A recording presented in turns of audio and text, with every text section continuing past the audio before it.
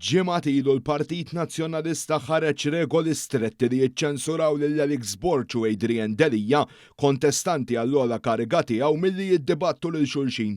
Tali ċensura mill-Kummissjoni Elettorali tal-Partit Nazzjonalista sabet kritika ħarxa mill-midja indipendenti, osservaturi politiċi, persuni fil-Partit Nazzjonalista stess, mill-Istitut tal-Ġurnalisti Maltin l-IGM u saħansitra mill-Organizzazzjoni għas-Sigurtà u l-Kooperazzjoni fl-Ewropa l-OSCE.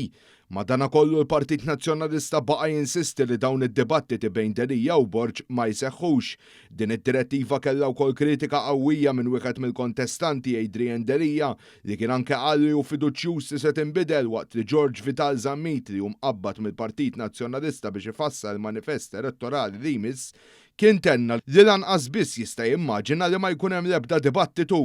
Min-naħa l-oħra l-Borg ma qal xejn f'indikazzjoni ċara li din id-direttiva kienet maħsuba biex taġevolaħ. Bernard Grekku li t-leminija tiegħu Rej Bezzina ikunu l-imħuħ wara din id-direttiva ta' ċensura.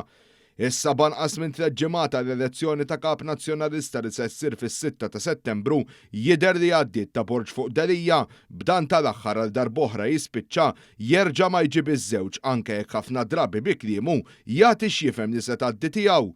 Ironikament minflok iddibattew kontra xulxin iż-żewġ protagonisti stess li eventwalment wieħed minnhom se jkollu tmun tal-partit fideh, l-unika dibattitu li sar kien bejn il-partners tagħhom li ġew intervistati mit-Times of Malta iżda bejn Borg u Delia bqajna biss b'xiber imnieħer.